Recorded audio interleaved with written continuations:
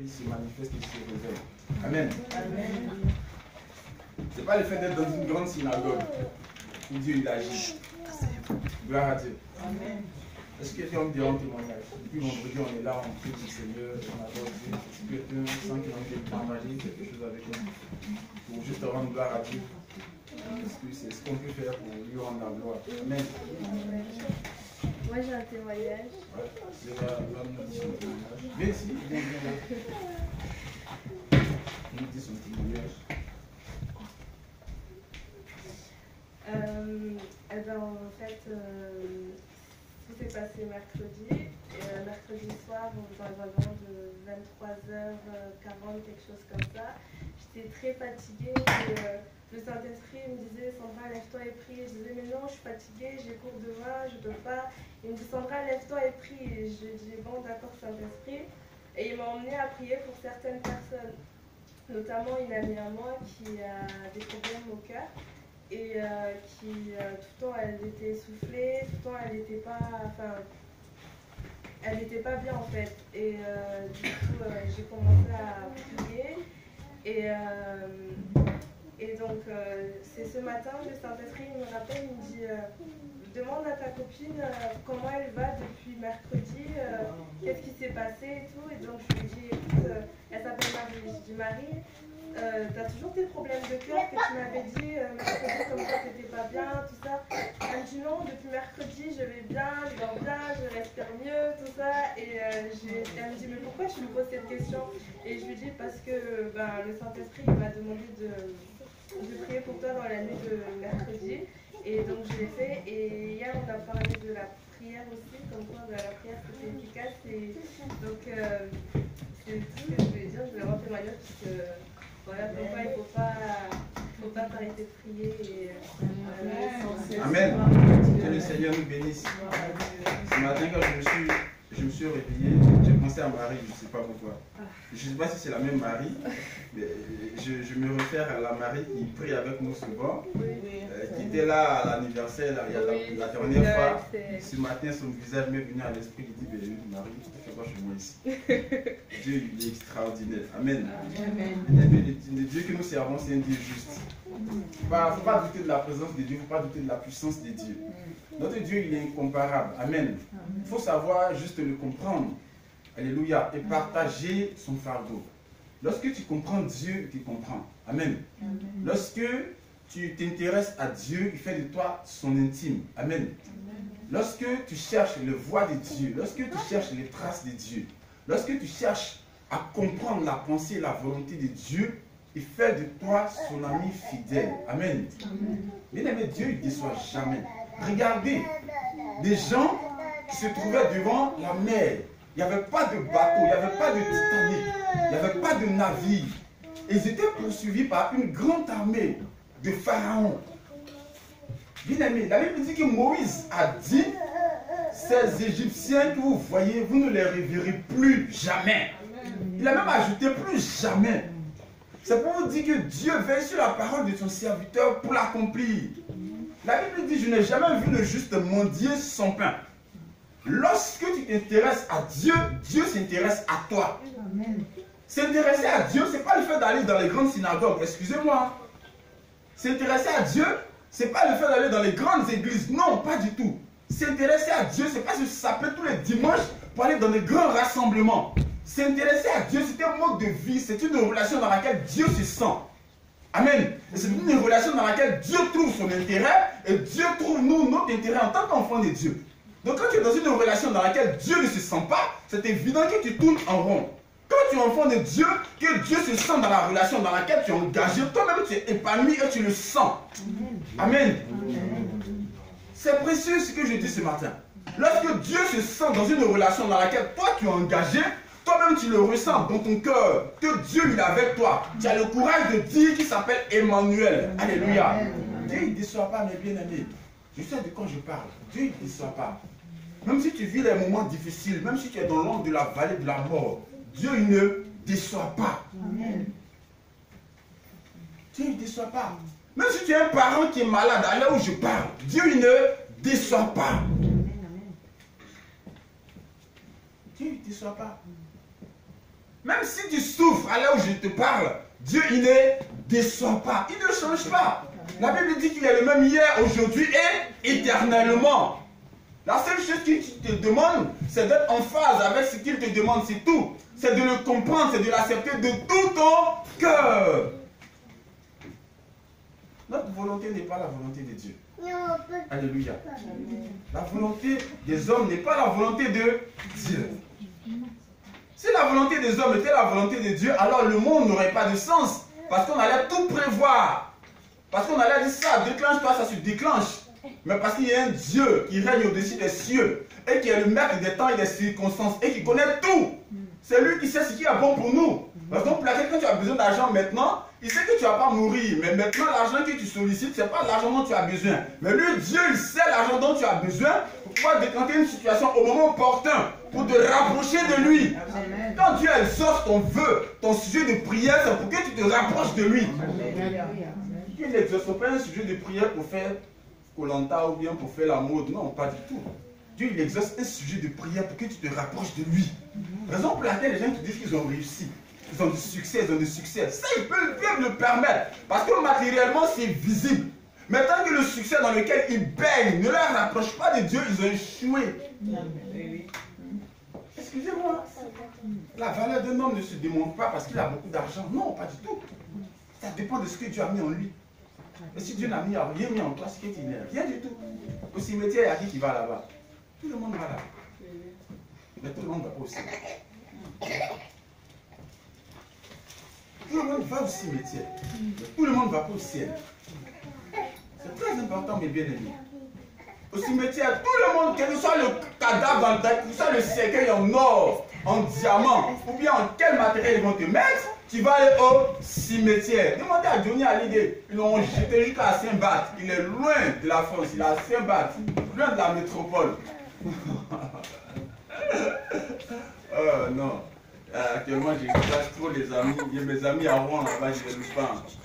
Je ne les loue pas. Quand il m'a fait souvent, il me dit, ah François, tu vois, l'artiste il était trop bien, il était trop bien. Il dit, ah bon, il était bien? Qu'est-ce qui s'est passé? Ah non, mais regarde, c'était un homme gentil. Ah.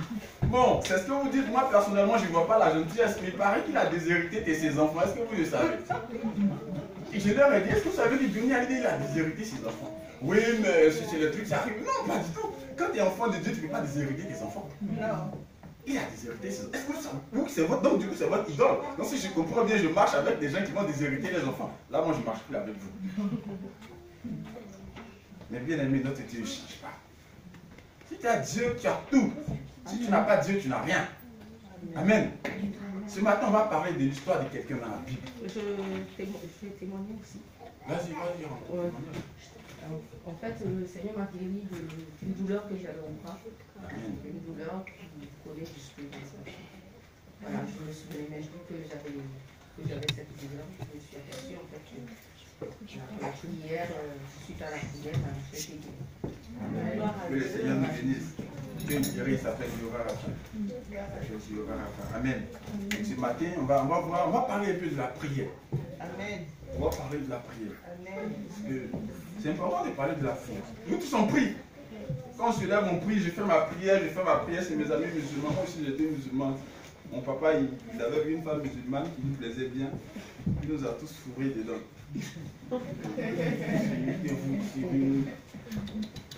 Et j'étais le plus motivé à fond, j'étais dedans. Comme moi j'aime beaucoup m'amuser, j'aime beaucoup taquiner les gens.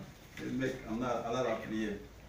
Ça l'a prié avec l'épouse de mon papa. En Afrique, tu peux changer ta femme, tu prends d'autres femmes, tu prends 2 ou 3 femmes. Mon papa, il a fait ça. Mon papa biologique, il a fait ça. Quand il est parti, il a pris sa femme musulmane. Mais comment les femmes, elles sont fortes, non? Les femmes, elles sont capables de t'échanger. Et je respecte les femmes, mais les femmes sont capables de t'échanger. Elles sont capables de te rendre riches, elles sont capables de te rendre pauvre.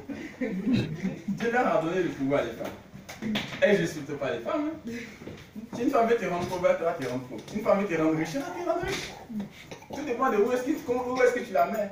Si tu la mets en enfer, elle va se comporter comme un démon. Si tu la mets dans un jardin d'Éden, dans un paradis, elle va se comporter comme un ange. C'est comme ça. Elle a pris mon papa, tout le monde à la mosquée. On était tous les vendredis. Marie, tous les vendredis, on était dans les gros boubou, on était dedans. Imaginez François en boubou. On était à fond là-dedans. Et un jour, Dieu m'a enlevé dans ça. C'était le premier. Et Dieu m'a enlevé dedans. Quand Dieu m'a enlevé, on va dire, François, tu sais dans quoi tu mets ton pied? Alors que la famille va bien, je ne veux plus aller à la mosquée.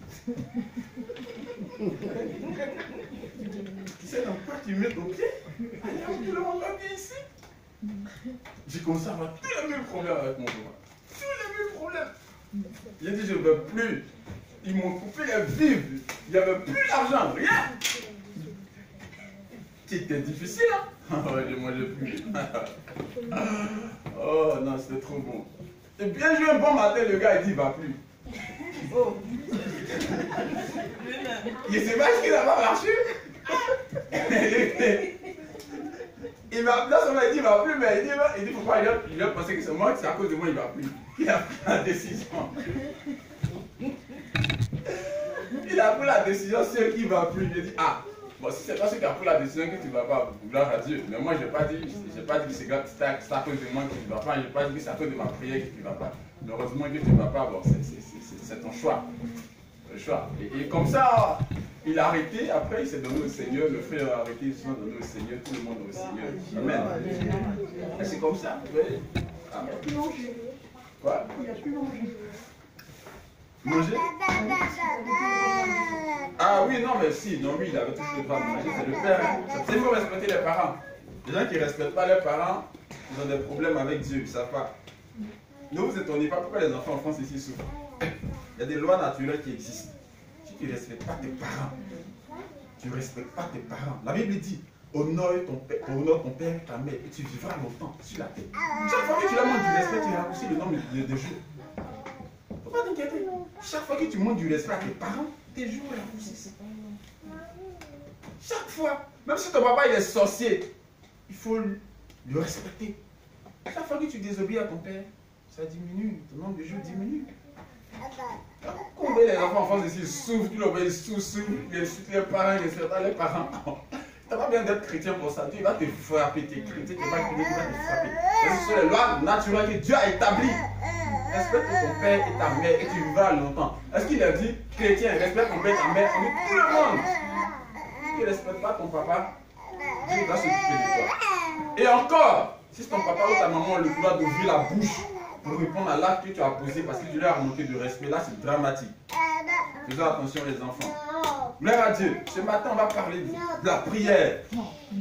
1 Chronique chapitre 9, chapitre 4, verset 9 à 10. 1 Chronique chapitre 4, verset 9 à 10. Je pense que c'est le seul verset qu'on va lire, j'espère bien. 1 Chronique chapitre 4, verset 9 à 10. Clarisse m'a envoyé une vidéo il n'y a pas longtemps, j'ai vu la vidéo. Clarisse, la vidéo qui m'a envoyé des Goski là, je l'ai vue. Il y a une amie qui est au pays là-bas. En tout cas, elle a l'appel de Dieu sur sa vie, mais maintenant, il ne sait pas ce qu'il est devenu. Les faux prophètes, il y en a. 1 Chronique, chapitre 4, verset 9 à 10. Les prophètes là, il y en a qui sont bons et il y en a qui sont faux.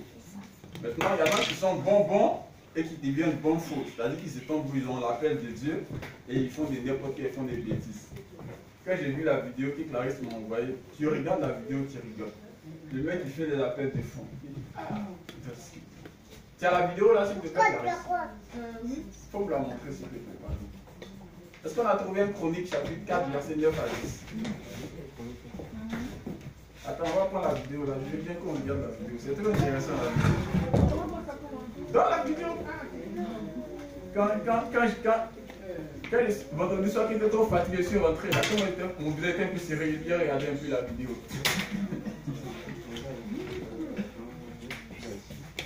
Tu n'as pas la vidéo, tu as la vidéo. Non, mais donne-moi, je l'ai trouvée. Donne-moi, je l'ai trouvée. T'inquiète pas. Je l'ai trouvée. Voilà. Ah, tu l'as sur WhatsApp.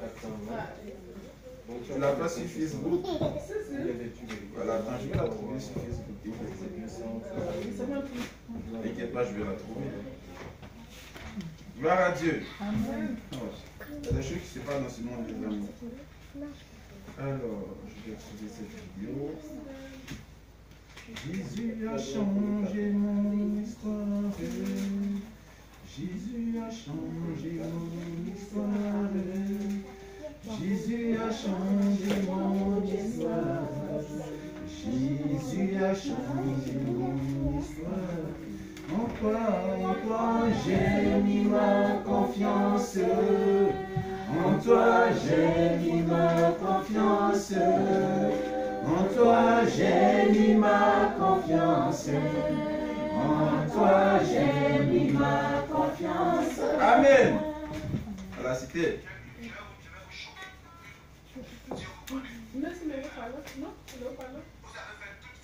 Vous n'entendez pas? Et vous vous êtes levé pour faire les offrandes de 10 000. Je vois un petit billet qui ressemble à 500 plus 5 000 francs, ça n'arrive pas à 10 000. Mais vous vous êtes levé quand même. Vous n'avez pas 10 000 francs sur vous. Mettez la tête à la poche. Hey! C'est surtout cette partie-là qui me fait trop. Qu'est-ce qui s'est passé sur une nouvelle partie?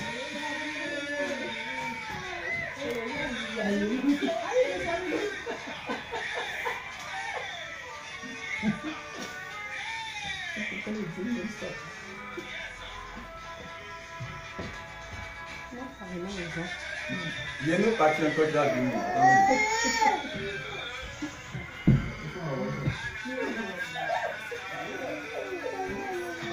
Ça c'est en Côte d'Ivoire, c'est un ami. Le pays là-bas. Et il y a des gens qui le suivent. Non, c'est pas comédien. Hein? Pas du tout. Attendez, suivez là, suivez.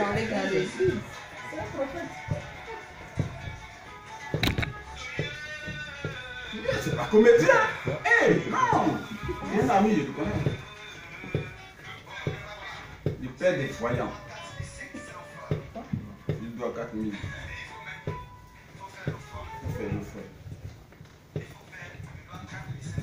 C'est un Corinthiens 9, verset 5. Donnez sans donner, donnez sans. Est-ce que tu peux prendre le moment s'il te plaît? Voilà.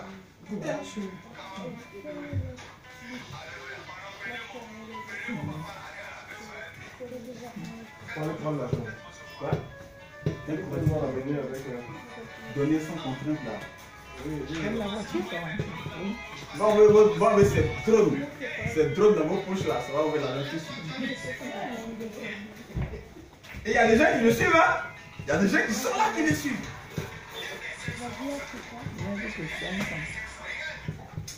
On va arrêter le massacre. Regarde, voici ici. Tu peux lire? Celui qui sème un Lis un peu plus haut. puits. Verset. C'est un Corinthiens 5, verset 9, un Corinthiens 9, verset 5. C'est un Corinthiens 9, oui. Pour ce qui est du service envers les saints, il est superflu que je vous volontiers, car je connais votre promptitude, au sujet de laquelle je me réjouis de vous. Non, mais je veux que tu lises là où on parle de donner. Donner sans compter. Voilà. Verset 7. Que chacun fasse selon qu'il s'élève proposé. Que chacun fasse selon qu'il se l'est proposé dans son cœur.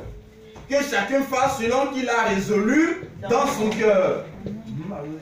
Non à regret ou par contrainte. Non avec regret ou par contrainte.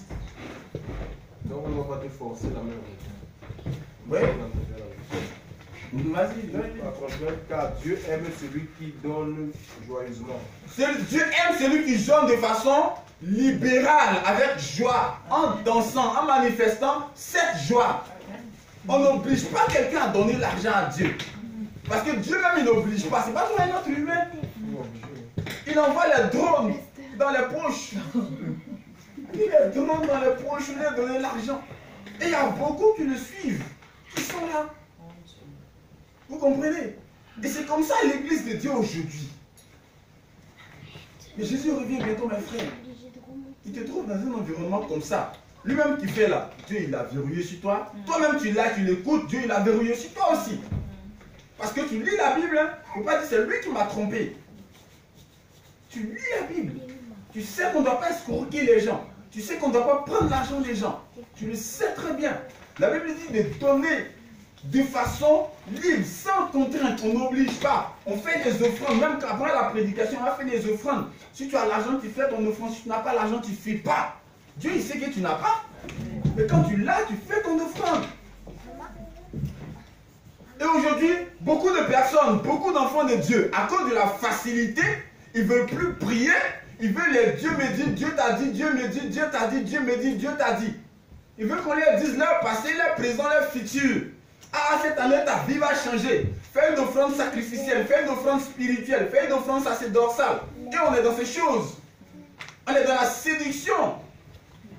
Parce qu'on ne veut plus prier, parce qu'on ne veut plus rechercher la volonté de Dieu. On est tombé dans la paresse. Les enfants de Dieu, tu es là, tu es assis devant un truc comme ça, un guignol, un bout, il est là, il fait son numéro et tu suis. Il vous dépouille et tout le monde suit. Ça fait pitié les amis, quand tu vois ça, ça écoeure. Moi personnellement, j'ai rompu beaucoup de relations. Tous mes amis qui font ça, je ne suis plus ami avec eux sur Facebook. Je ne suis plus ami avec eux sur Facebook. Quand ils m'appellent, je ne décroche plus mon téléphone. François t'appelle, tu ne décroches plus. Il dit, ouais, non, c'est juste que je n'ai pas le temps, c'est tout.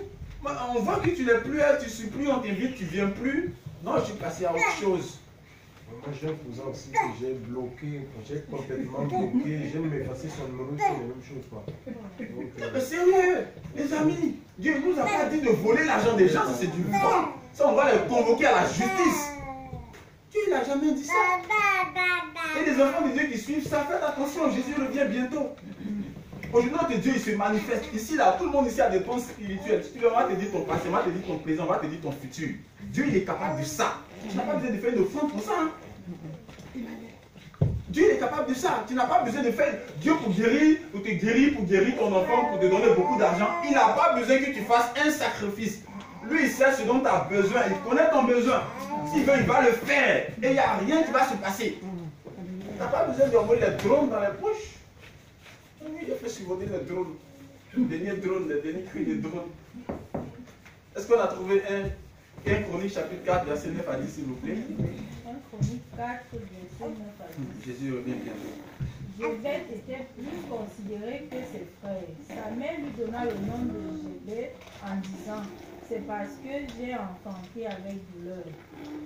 Jébet invoqua le Dieu d'Israël en disant, si tu me bénis et que tu étends mes limites, si ta main est avec moi et si tu me préserves du malheur, en sorte que je ne sois pas dans la souffrance, et Dieu accorda ce qu'il avait demandé. Amen. Amen. Jabez était plus considéré que ses frères. Sa mère lui donna le nom de Jabez en disant, c'est parce que je l'ai enfanté avec douleur. Jabez invoqua le Dieu d'Israël en disant, si tu me bénis et que tu étends mes limites, si ta main est avec moi, et si tu me préserves du malheur, en sorte que je ne sois pas dans la souffrance, et Dieu accorda ce qu'il avait demandé. Amen. Dans la version Bible de Jérusalem, il est dit, Jabez l'emporta sur ses frères. Sa mère lui donna le nom de Jabez en disant, j'ai enfanté dans la détresse. Jabez invoqua le Dieu d'Israël. Tu feras, si vraiment tu me bénis, dit-il, tu accroîtras mon territoire. Ta main sera avec moi, tu feras s'éloigner le malheur et ma détresse prendra fin. Dieu lui avait accordé ce qu'il avait demandé. Amen. On va voir beaucoup de versions de ce texte. La version française courante dit, Jabez était un homme plus considéré que ses frères, et sa mère lui avait donné le nom de Jabez parce qu'elle avait beaucoup souffert en le mettant au monde. Et Jabez a prononcé une prière.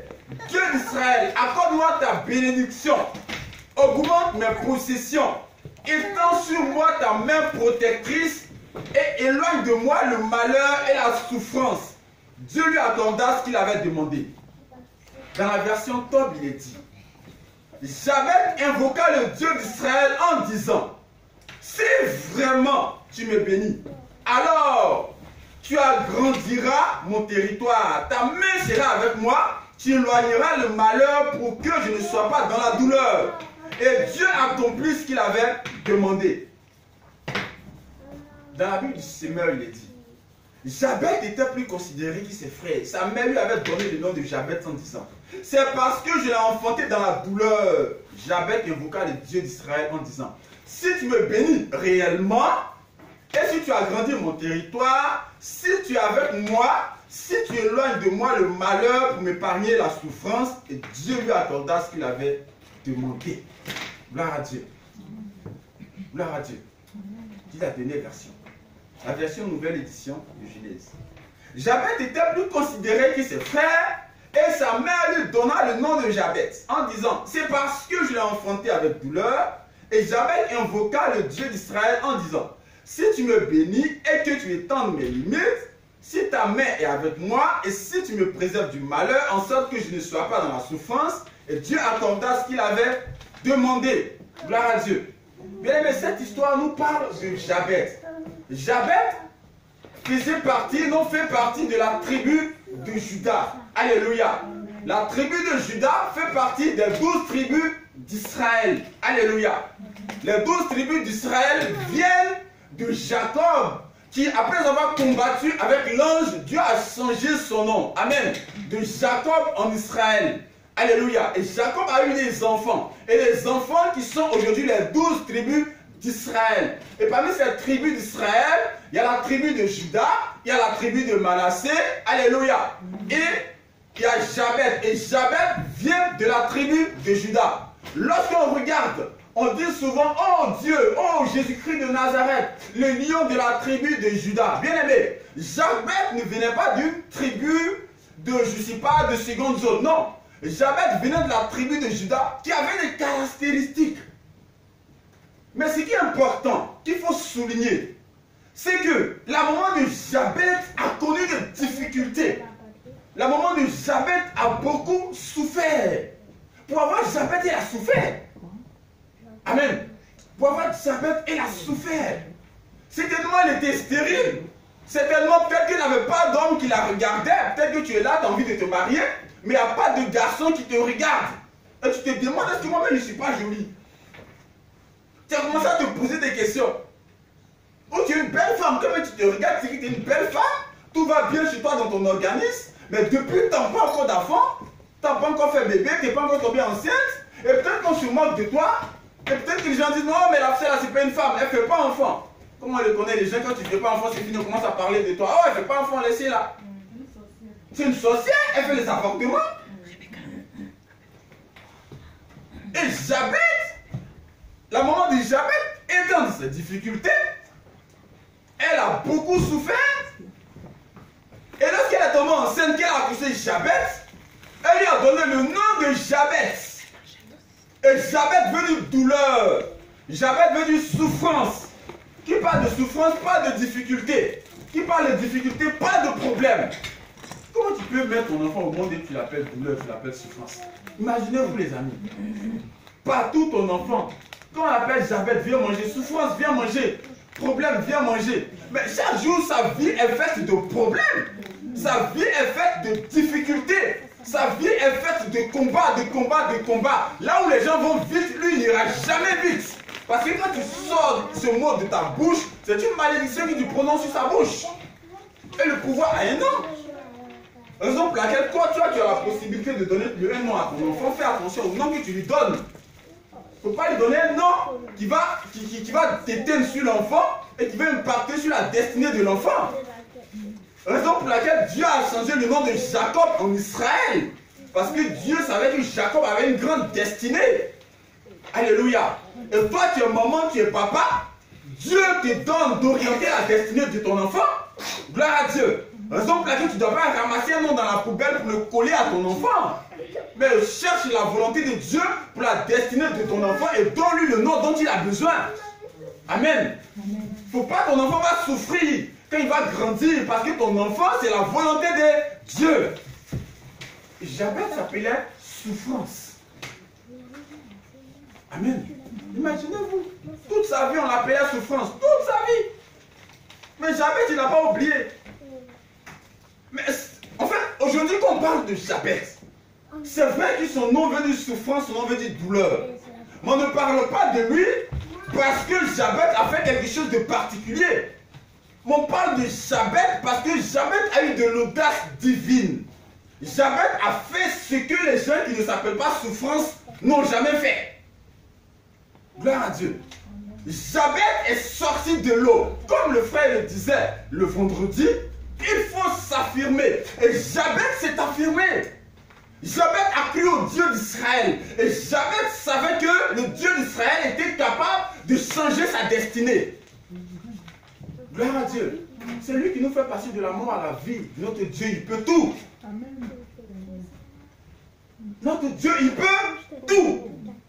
Jabez s'appelait souffrance. Il n'y a rien de plus. Il n'y a pas un superlatif. Il s'appelle problème. Il s'appelle malédiction. Il s'appelle tu ne vas pas réussir. Il s'appelle tu vas échouer dans ta vie. Sur le plan conjugal, tu vas échouer. Tu ne vas jamais te marier. Après tes études, tu n'auras jamais de travail. Aucun homme ne va te regarder. Aucune femme ne va accepter de vivre avec toi. Non.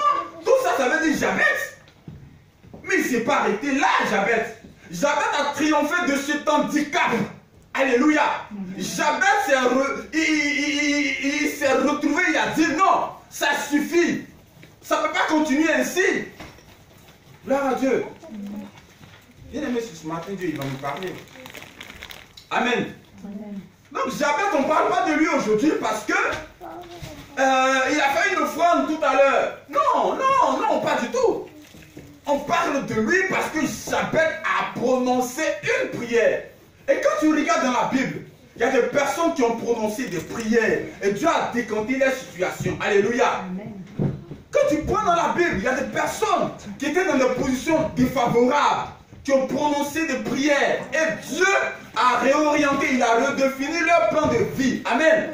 Prenez l'histoire du roi, comment dirais-je? Oh, quel roi là, j'ai oublié son nom. Le prophète Zacharie. Le prophète Zacharie était parti prophétiser. Non, c'est le roi Zacharie. Le roi Salomon. Quoi? Le roi Salomon. Le roi Salomon? Oui. Il avait demandé l'intelligence. Voilà. Pardon, je voulais prendre cet exemple. Lorsque tu prends le roi Salomon, quand il a prié le Seigneur, il n'a pas demandé des milliards. Il n'a pas demandé de dominer sur ses ennemis. La Bible dit que le roi Salomon a demandé que Dieu lui communique la sagesse pour pouvoir mieux régner. Alléluia. Donc il a demandé quelque chose de particulier, non lui-même pour se vanter, ou bien non lui-même pour pouvoir faire sa production, non, pas du tout, sa publicité. Mais il a prié, il a fait une prière et il a demandé quelque chose à Dieu pour se rapprocher de Dieu et pour être en phase avec Dieu. Alléluia. Mais Dieu lui a donné l'intelligence et Dieu lui a tout donné. Amen. Lorsque tu prends la maman de Samuel, la maman du prophète Samuel, la Bible dit que c'était une femme qui était stérile. Elle n'enfantait pas. Mais elle était la risée de tout le monde. Elle a triomphé de ce handicap. La maman de Samuel. Elle est tombée enceinte et elle a accouché Samuel. Alléluia. Les exemples sont plusieurs de personnes qui ont eu de l'audace divine. Gloire à Dieu. Lorsqu'on prend Tabitha, Dieu se souvenait de Tabitha parce que Tabitha a posé une action. Gloire à Dieu. Et elle n'a pas posé une action parce qu'elle voulait se faire voir. Non. Mais Dieu s'est souvenu de cette action et Dieu a opéré quelque chose dans sa vie. Amen. Les exemples sont plusieurs. La première des choses que Jabez demande, c'est que Dieu le bénisse. Il dit, Jabez demande à Dieu de lui ouvrir son précieux trésor, là où se trouvent toutes ses bénédictions. Bien aimé, ce n'est pas mauvais de demander de l'argent à Dieu. C'est très bien parce que nous sommes des enfants de Dieu. L'or et l'argent appartiennent à notre Dieu. Amen. On ne peut pas quand même demander la malédiction à Dieu quand même. Non. Jabez qui s'appelle malédiction, il a demandé que Dieu le bénisse. Et toi, enfant de Dieu, tu as le droit de demander que Dieu te bénisse. Amen. Certainement, Jabez s'est souvenu de son ancêtre Abraham. Parce que Dieu a dit à Abraham, je ferai de toi une grande nation, je te bénirai et je rendrai ton nom très grand. Et tu seras une source de bénédiction. Amen. Dieu nous bénit pour qu'on soit des sources de bénédiction. nous bénit pour qu'on soit des sources de bénédiction. Mais Dieu ne nous bénit pas pour qu'on parte nous vanter. Pourquoi quand tu marches à la comédie, tout le monde sait que c'est toi qui passes. Tout le monde sait que c'est toi qui passes. C'est la dernière marque, la dernière griffe. Non. C'est pas ça. Quand Dieu nous bénit, c'est pour que tu sois une source de bénédiction. Et il y a des choses que les chrétiens, beaucoup de chrétiens qui sont dans les entreprises n'ont jamais compris. Quand tu es dans une entreprise, dans un poste de responsabilité, quand tu es là, c'est parce que Dieu il sait qu'un enfant de Dieu va déposer son CV dans ton entreprise. Dieu, il le sait. Bien aimé, ce que Dieu veut, c'est que nous soyons un instrument de bénédiction pour Dieu et pour le monde, pour tout le monde, pour ses enfants. Alléluia. Gloire à Dieu. Il n'y a rien de mal à prier Dieu pour que Dieu nous bénisse. C'est dans le but d'être une bénédiction. Amen. Gloire à Dieu. Si vous voulez de la sagesse pour aider les gens, alors il faut prier le Seigneur. Amen. Parce que la Bible dit, si quelqu'un manque de sagesse, qu'il demande à Dieu, parce que c'est Dieu qui donne la sagesse. Mais si c'est pour aller donner les leçons de morale aux gens, Dieu ne va pas te communiquer la sagesse. Parce que Dieu, il connaît ton cœur. Parce que Dieu, il sait que l'humilité ne traîne pas autour de toi.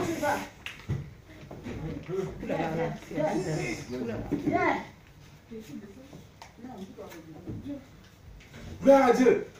Dieu, il sait que l'humilité ne se trouve pas autour de toi. Donc Dieu, il ne va pas te communiquer la sagesse qui vient de lui. Parce qu'il sait que s'il te communique cette sagesse, au lieu d'instruire les gens, au lieu d'éduquer les gens, au lieu de tirer les gens par le haut, tu vas leur faire des leçons de morale. Raison pour laquelle Dieu est là dans un environnement et c'est le plus petit qui donne la parole de sagesse. Et toi, en tant que vieillard, tu es étonné. Parce que Dieu, il sait que l'humilité n'est pas autour de toi. Gloire à Dieu. Gloire à Dieu. C'est très important, bien aimé ce matin. Lorsque tu demandes une prière, lorsque tu fais une prière à Dieu, d'abord il faut chercher la volonté de Dieu dans la prière. Voyez-vous, quand on prend l'histoire de Jabez, il y a quelque chose de fort, on va revenir là-dessus.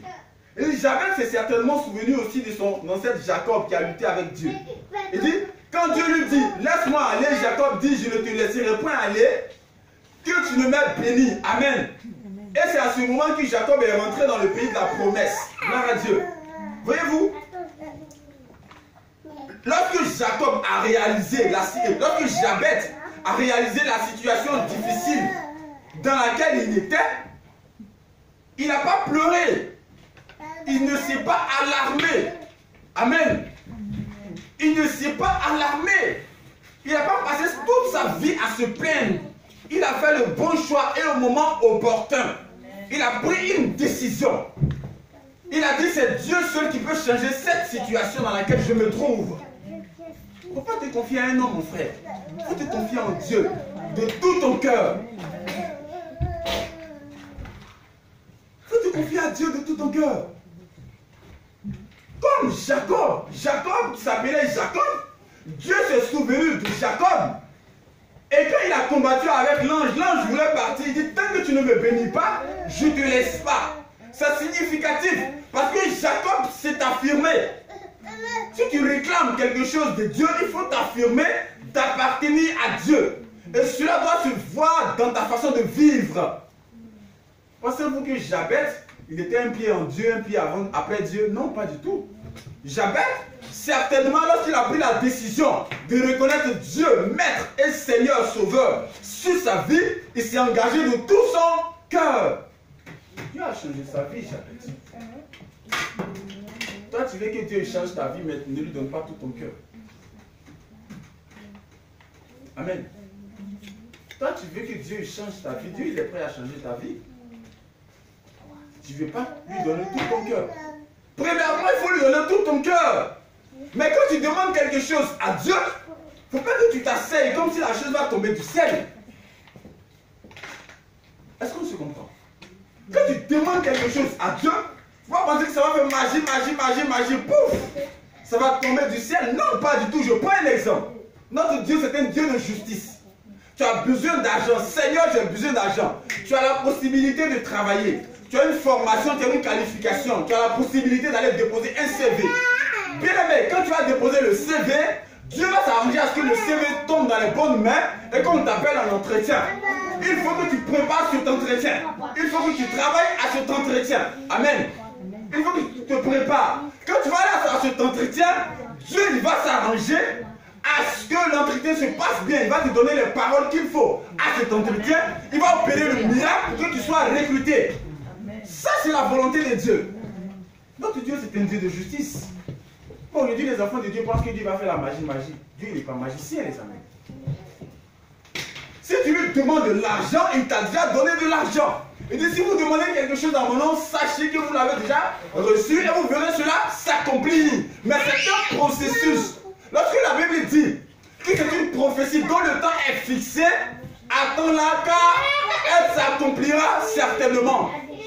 Gloire à Dieu. Comment on garde mes enfants, vous voyez? Je vais vous partager un témoignage avant de continuer de prier, avant de continuer de prêcher. On a un frère, on a un homme de Dieu, un frère qui est devenu homme de Dieu, qui s'appelle Bienvenu, qui est d'origine béninoise, qui a beaucoup pratiqué le vaudouisme, le vaudou.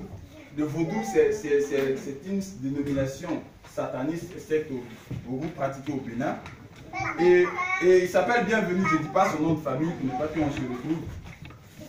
Et il était beaucoup à fond.